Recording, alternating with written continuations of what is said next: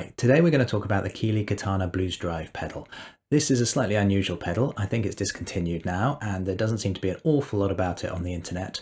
I came across one because a friend of mine has lent it to me. He's just had his first child and so doesn't need to be playing loud rock music at the moment, so I've inherited it, which is great. It's a pedal that I had never heard of before, never would have come across except for this sort of a happy situation, and I'm really having a good time with it. It's an interesting one because I looked around for some reviews of it and some information on the internet. There seem to be some videos which are just shops in America who demo the pedal while reading the marketing blurb from the pedal company, which always really annoys me because marketing blurb is marketing blurb. It's not necessarily actually good advice about how the pedal works. So I thought I could do something a bit more relevant to the actual pedal than that. There are also some other reviews online of people playing it, which are great. So I'm going to talk about it a bit more and then I'll do some sound demos at the end. So let's have a talk about this pedal. Despite its name, I don't think that it is just a version of the Boss Blues Driver that's been modified by Keeley.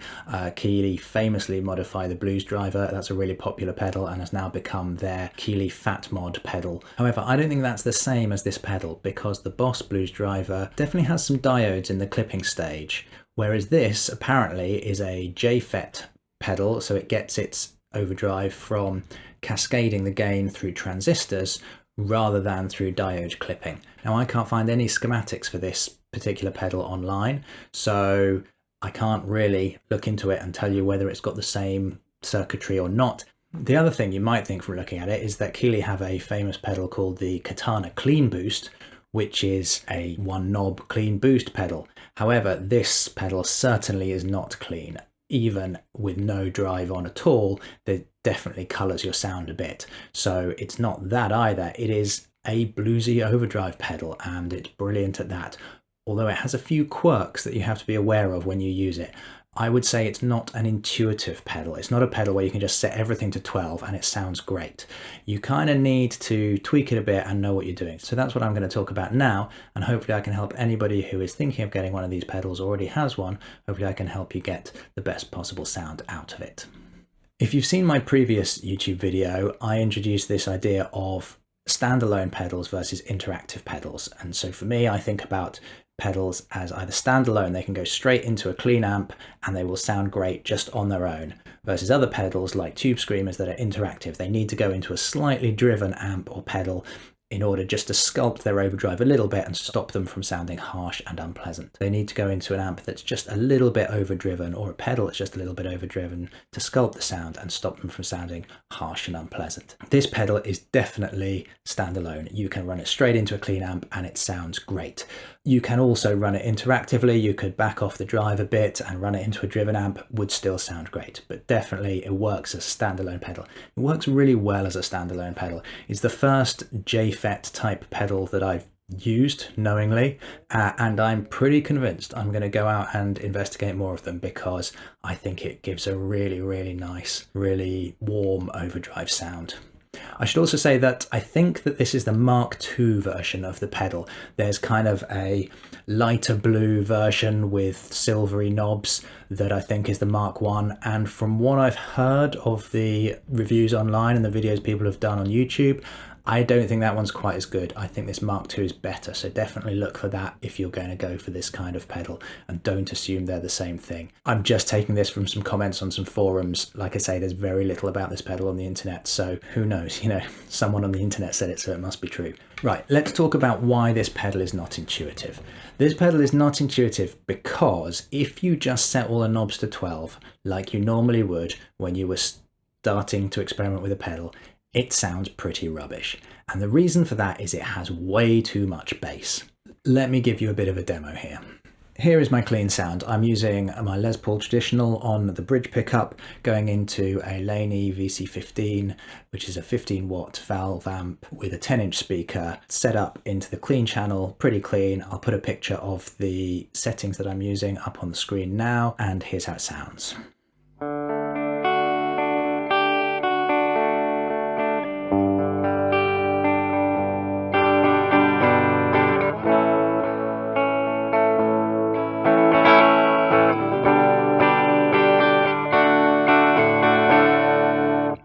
Okay, so now I'm going to put the Keeley Blues Drive on with everything pretty much set to 12 except for the level, which I'm matching, so it's a pretty similar volume to what the amp is clean.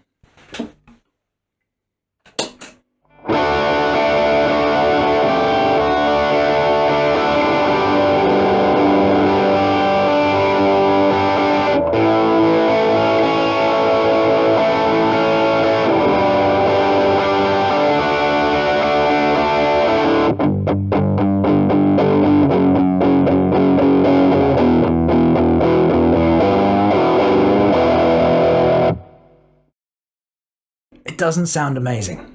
And for me, the big issue with that is this bass. It's just kind of overpowering everything else and making the tone really mushy. It doesn't work for me. And I've tried this with single coils as well. Same kind of thing. I'll demo it with the Telecaster later. So the first thing I did with this is I just turned that bass all the way off.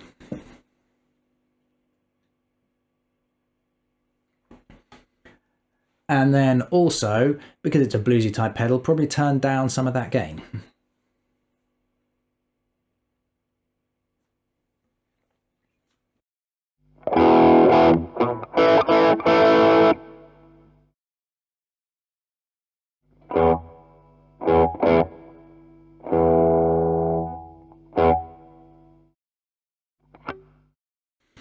And here's how that sounds.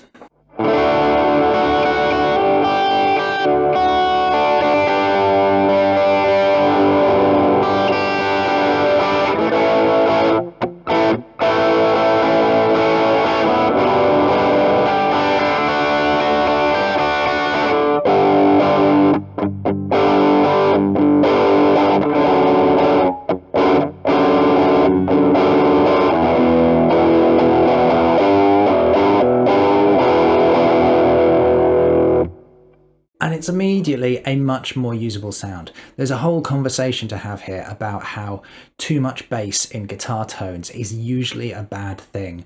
And you'll see from the amp settings that I've put up on the screen that I've got the bass just on 2 or 3 on this amp as well. Even though it's a small amp and it doesn't produce a lot of bass, as soon as you've got too much, it just starts to kind of mush out the rest of your sound. You lose all the definition for everything else, and then your whole sound starts just sounding kind of flubby. Great example, if I turn this bass up beyond 12, it actually starts to just make a kind of a farting noise.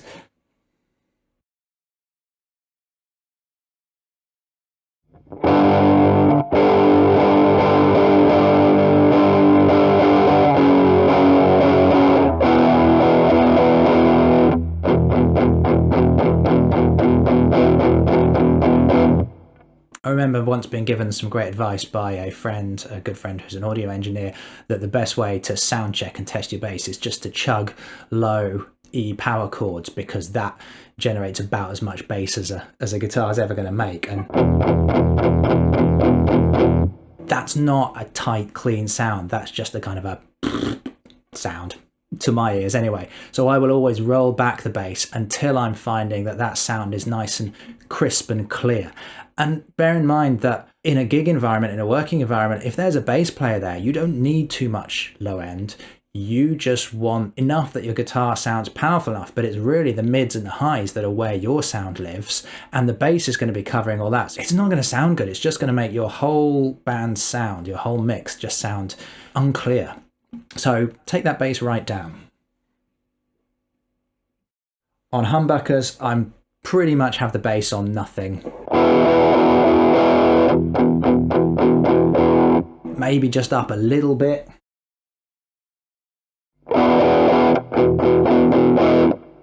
Even that, I mean, that was the tiniest change and it's on the verge of too much.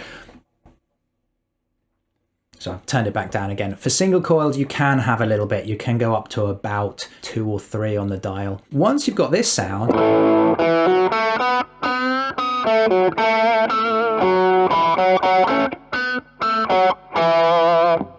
then actually you've got a really nice kind of harmonic, rich, rocky, bluesy overdrive sound, and you can then tweak the treble to suit your taste. This guitar on its bridge pickup is coming out quite bright, and so I'm pretty happy with where it is. I might back it off a little bit.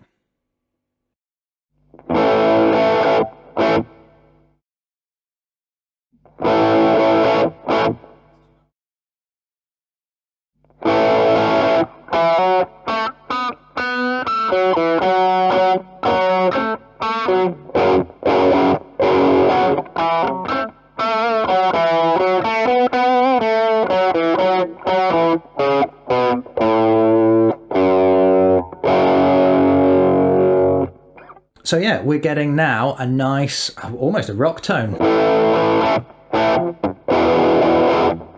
Let's back off the drive a little bit more and see if we can get a bluesier tone.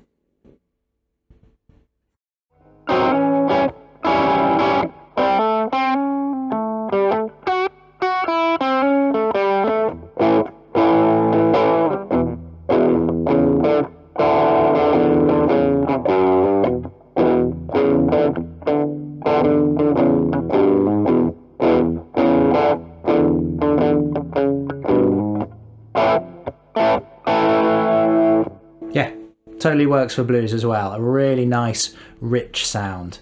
So that's with the drive set quite low. If we turn the drive up, it still sounds really good. We do get quite a lot of hiss at higher gain levels, which is a bit of a problem for me because I do a lot of work in orchestra pits, and that's a situation where when the band's not playing, you need to be silent, because sometimes you can have a really important, meaningful moment happening on stage and you don't need a guitar pedal going in the background.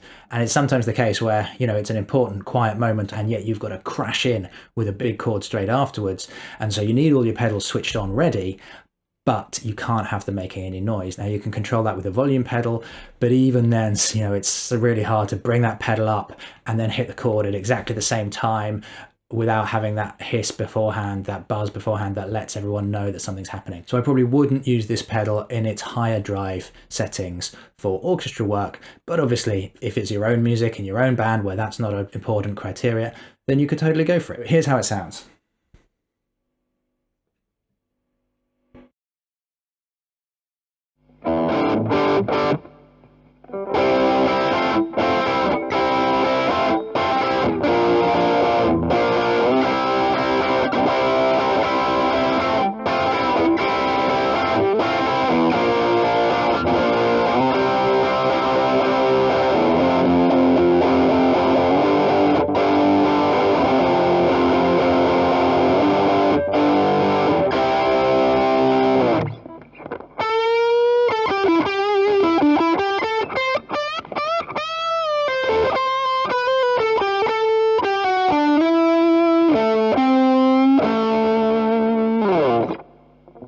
One thing I do really like about this pedal is that even though chords are big,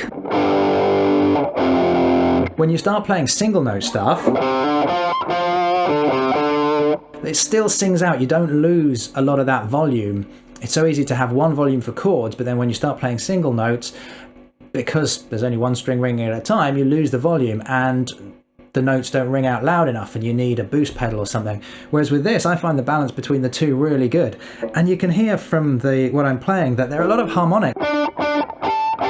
You know, pinched harmonics really ring out nice and clearly with this pedal. So that's a great thing. I'm hoping that's a thing to do with JFET style pedals, and I'm going to investigate more because I think it sounds brilliant.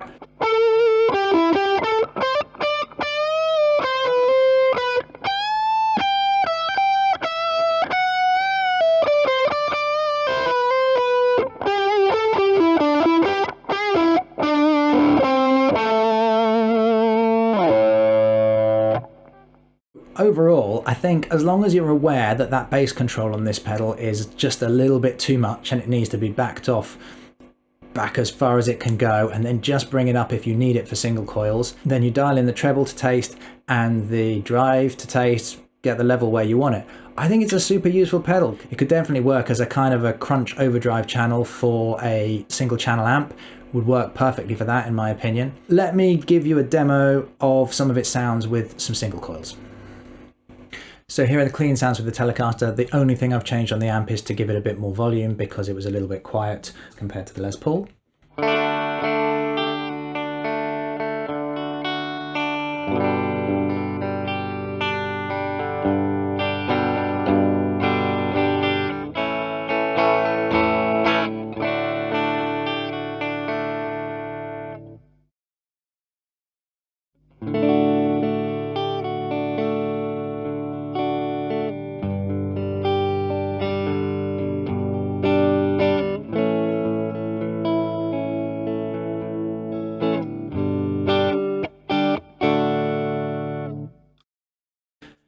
Now I'm back on the bridge pickup and we're going to dial in the blues drive pedal.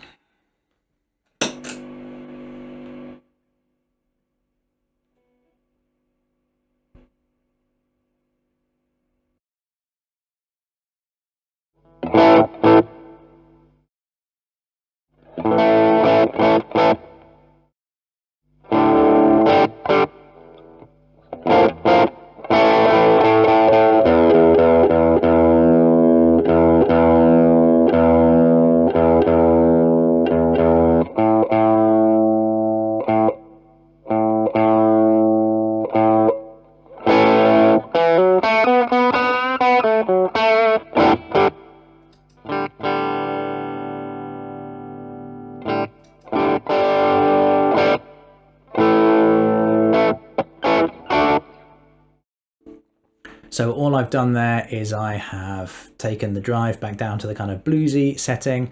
I've actually given it a little bit more treble than we had before, even though I'm on a Telecaster, I felt it needed that. I've taken the bass just off 0. For me, I tried a bit more than that. It was still too much even for a Telecaster. So here's how it sounds.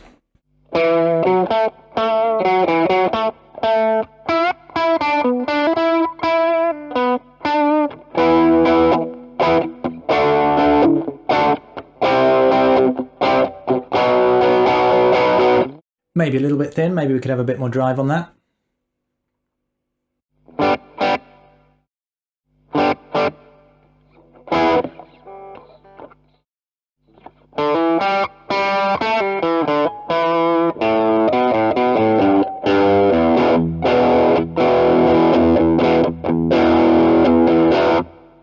See, I made the mistake there of thinking I wanted to fatten out the sound with some bass from the pedal, and it's just gone flubby again. Don't like it.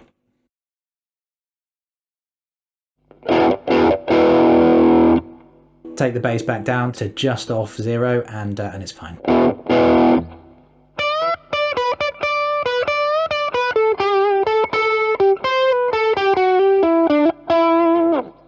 And then let's try some bridge pickup sounds.